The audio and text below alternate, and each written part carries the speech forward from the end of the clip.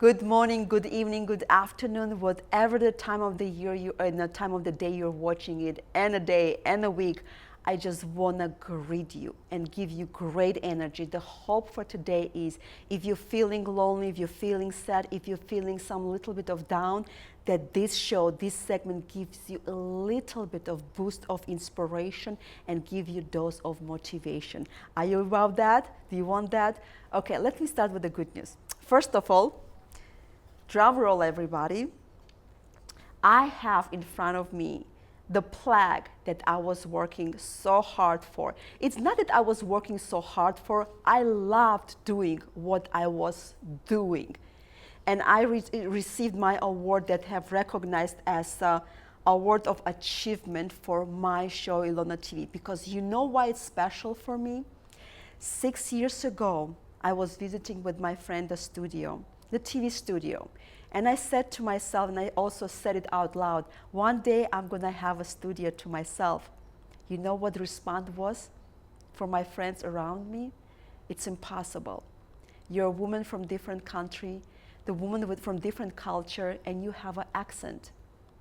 I told them, watch me. So I hope today you're watching me. I hope today you really understand that do not limit someone else by your standards or your limitations. And today to you, I want to tell you, when someone tells you you can't, you're going to have your own award one day or another. And I want to contribute this award for every single one of you out there, because this is for you. I do it for you, to prove you, to tell you, to ignite you that it is possible. It is possible. With having said that, we have an amazing, not guest anymore, friend to ILONA TV studio. He's been here with us 2 times. This is his 3rd time. I didn't say this is his last time. This is his 3rd time because he'll be coming again probably this year, next year. However, we want to introduce him again. Zack Tlili, you're with us again today. Yes, thank you so much for having me. Should I just move here? Oh, you know what? Why not? I might as well do it. I love everything about the studio, the people. And we had an amazing lunch today. Oh my God. That and was the amazing. city is calm, people are amazing, and I feel home every time I come back here, I feel home. So once again, thank you for having me. We always say, you come once, you are the guest. You come twice, you are a family. Amen to that. And you've met our crew. They fell in love with you. They loved you. They accepted you. And that's what we want. We want to bring the sense of family in here because it's missing outside. And having said that, you know, I come into the conclusion that people thrive in environment. Just like the seed is growing when you have a sun, water, that's how people are. And about you, what I've learned that you work in automotive industry. Wow, it's like another beast. Can you tell me how you got there? You know, first, I never thought I would be working in automotive business. Next to the dealership where I was hired, I used to work at a gas station. I used to fill up the freezers, I used to pick up the trash and do all the dirty work. And I was proud of it because that's how I made a name for myself. And then a gentleman at the dealer, he said, you know what, I like your attitude, I like your personality, you want to come and sell cars. I said, no. What do you mean sell cars? I don't know how to sell cars. I don't have a car. I was 20 years old, I never had a car. I didn't have a cell phone. Wow. But he was persistent. He saw something in me that I didn't see in myself. And for 6 months, he kept being persistent until he hired me to sell cars. Which my first car and 10th car and 15th car, I had no idea what I was selling as far as the product goes. But one of my customers told me something that resonates with me until today. She said, Zach, you did not sell me anything. You only sold me yourself, and that's why I bought a car from you. Wow. So it's not about selling. It's about delivering a value. I believed that years ago, and I continue to believe that until today. Our guests, our customers are not dollar signs. They're human beings with feelings and emotions. They have bad days just like we do. They have good days like we do. They have budgets just like we do. And when they come in at our dealer, you know, we have a slogan at the dealership where I work for the McCombs family. It's called Driven to Serve. They're not driven to serve customers first. They're driven to serve their employees, because once you deliver and you serve your employees well, your employees will deliver and serve Yes. your customers well. Yes, And that's the that is slogan. amazing thing. And I wish that lots of corporations, lots of organizations will actually serve their employees first, and they put them first, because if they're miserable, your customers will be miserable. If they're happy, your customers will be happy. In any industry, it doesn't have to be automotive. It can be nonprofit, churches, non-churches, any places like this. So with your experience in there, you were pushed, encouraged, challenged to learn Spanish. Yes. And your Spanish is immaculate. Yo le gusta como tú hablas español. Gracias a Dios, lo hablo muy bien. Dios mío, qué bueno. Soy muy feliz. Soy muy Muchas feliz. gracias, me lo agradezco mucho. Muchas Oh, gracias. mira. Tenemos que hablar, tenemos que practicar. Me encanta hablar español, me encanta practicando con la gente, me Sí. encanta entender, me encanta hablar y me encanta comunicar. Sonríe, mira. Que como habla español, qué bueno, qué Gracias, bueno. Sí. muchas gracias. And you are Usted también, ¿cómo habla español? Yo le gusta, me encanta hablar español también, es mi idioma favorita. Muy bien, Sí, muy porque bien. mi nombre significa cosa y alegría. Alegría es entonces. Sí. Es porque vengo aquí, porque encuentro, cada vez que vengo aquí, encuentro mucha alegría aquí. Mira, mi es, sonría. Sí. Yo le gusta. But you've been pushed to do that. Do you mind to share the story? How did you got into the languages? So originally, obviously growing up back home in Northern Africa, second language was mandatory. So, speaking Arabic, and the second language was French to speak in school. I wanted to become a dentist, which you have to, chase the science and math career. Unfortunately, financially, I was unable to, so I picked a different career, which is literature. And I graduated from college with a degree to actually teach French. French was, I'm going to be an elementary teacher. So when I came to the States here, and then of course everything changed. And from the gas station, then I went to the automotive business, and I was selling myself to customers and providing value. I realized that I was missing out on a lot of my customers because of the language barrier. A lot of people, have taken advantage of the fact that I couldn't speak, but they spoke it. So, a big portion of our customers was taken away from me in the most Disgraceful way. disgraceful way. And I found that out, and when I found that out, I made the commitment to myself, which what my dad told me when I was 9, what a man can do, another man can do. If that man or woman across from me can speak Spanish, so can I. Amen. Within 4 to 5 months, I started selling myself to customers speaking Spanish. I'm fluent at it. Not to mention my beautiful, amazing wife is Latina.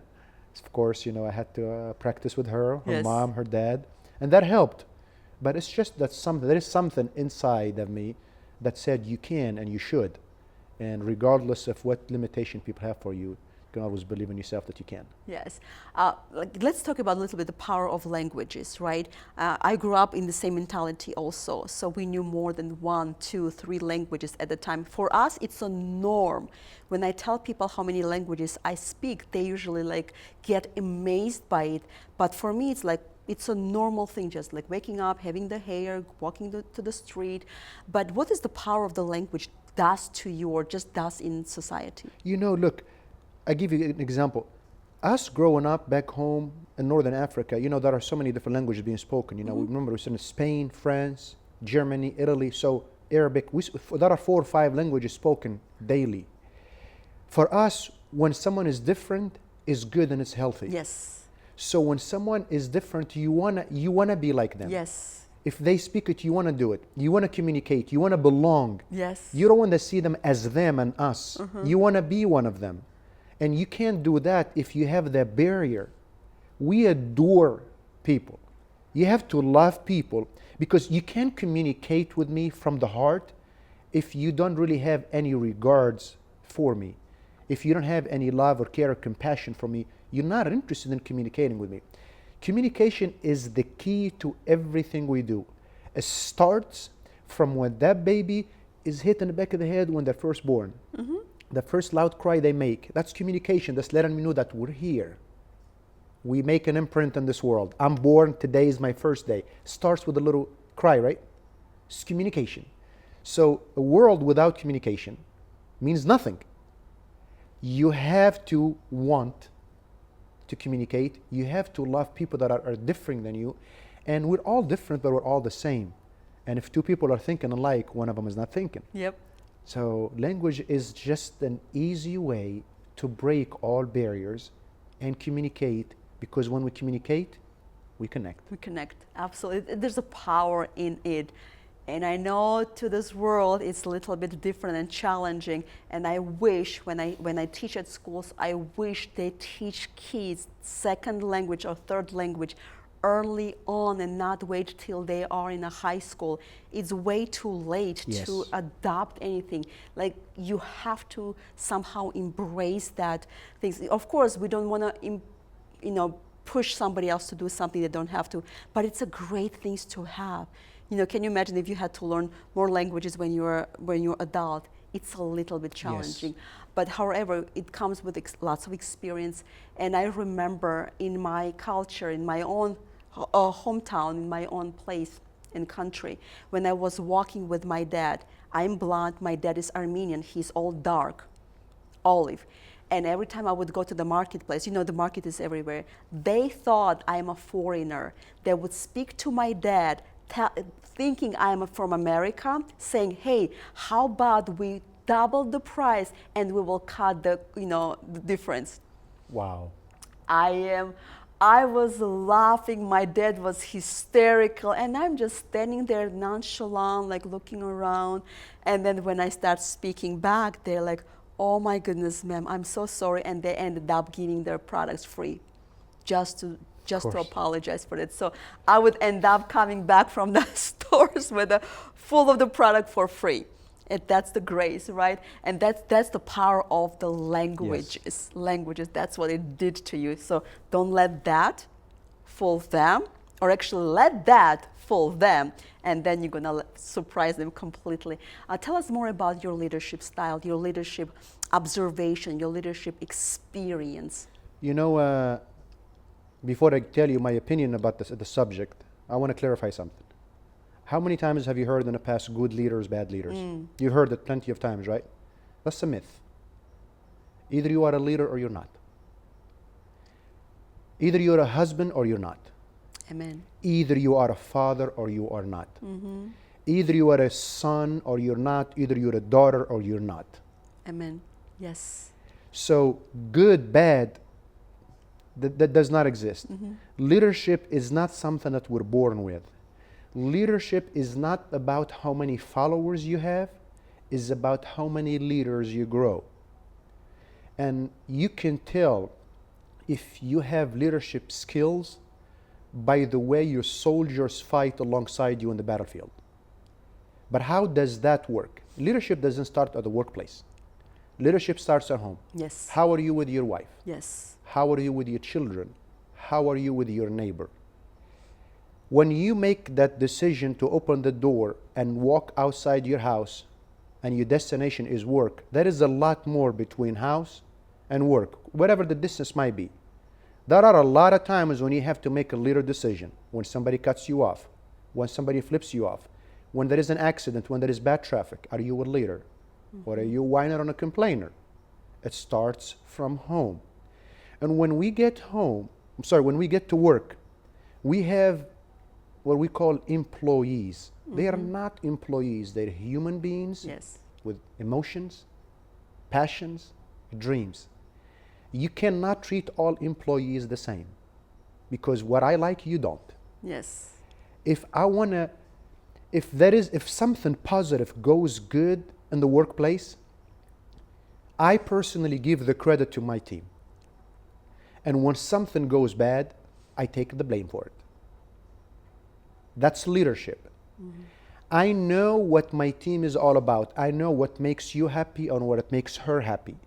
If I'm going to reward you, I'm not going to reward you the same way I reward him. Mm-hmm. Because what he likes is a basketball game and he's passionate about it. I already know his two kids are in basketball and they adore basketball. And I know you like volleyball. So if I'm going to reward you, I'm going to take it upon myself to know everything about you as an employee, as a person. What drives you? What ignites you? Why do you come to work? You come to work to take care of them, children at home, whomever, significant other, mother, father, whomever. What ignites that sparkle, that charcoal in your heart? And I find it, I dig for it, and I cherish it, and I water that. And that's how you build leaders, and that's how you become one. Leadership is not a title. Unfortunately, in most companies, most organizations around the country, around the globe, it's a title. It's about results. It's about how much you can do and what you're going to do. It's not what can I do to show you the way. What can I do to teach you and grow you and help you to move you forward? That's leadership. I wish everybody would understand it that way. I agree with that, because it's important to know that it's not about, people will not remember what you said. They will not remember what you did, but they will remember how you made them feel. And that's exactly the result of it. And you're right, there are humans behind the titles of employee that also have dreams, aspirations, pain points, problems, issues at home, all of it. And if you grow one of them and impact one of them, you've done your job. Your mission is accomplished. And I want to contribute also this segment to one of my favorite leader that made me a person who I am today. Unfortunately, he's not alive anymore, but Alex, it's all to you. So thank you so much for being that leader that saw not just the potential, but the diamond, the raw and rough diamond within myself. And I want to contribute and also want to acknowledge and empower other leaders. Don't look to save the world, because your world is right around you. I promise you. If you change the world around you, your family, your even one co-worker or one employee's life, you have changed the world forever. So back to you, you are a leader not just with a title.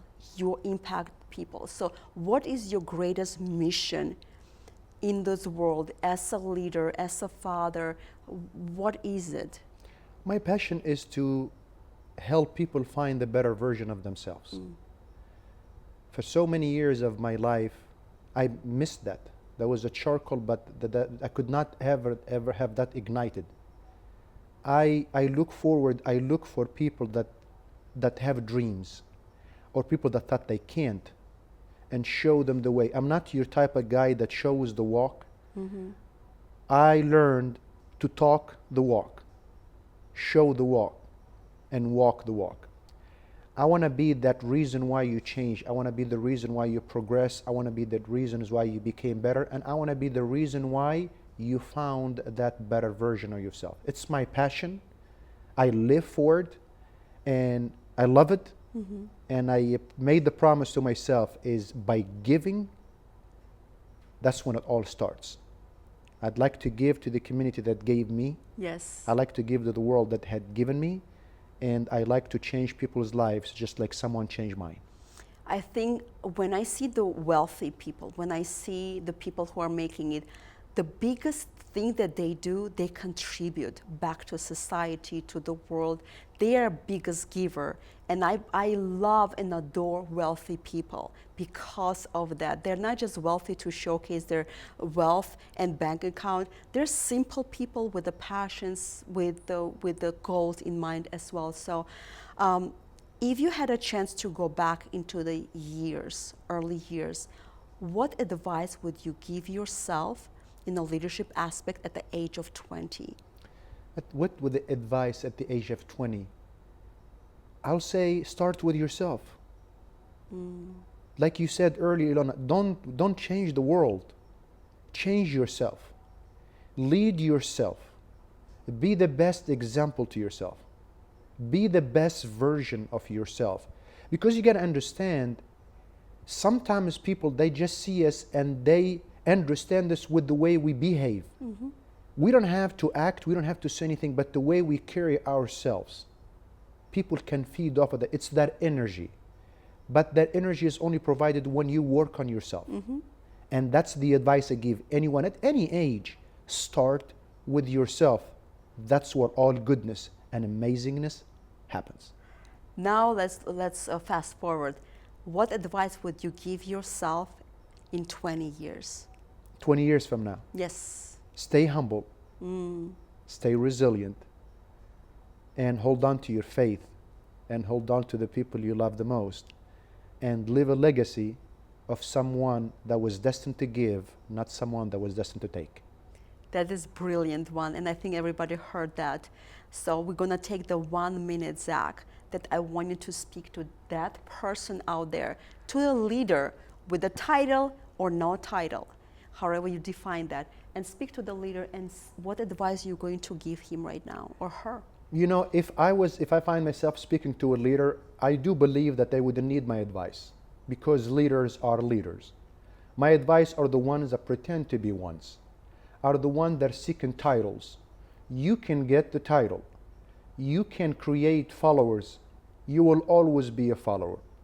Because if your team below you is only following you without an opportunity or chance to move and grow, you, as you might think you are a leader, you will always be a follower, because it's a snowball effect. The ball keeps rolling. Is the way you treat them is the way you're going to be treated. You can never grow as so-called leader with a title if your team doesn't. Cherish your people, love your people, care for your people, and learn this one thing from me. Leadership with passion and compassion guarantees loyalty and growth.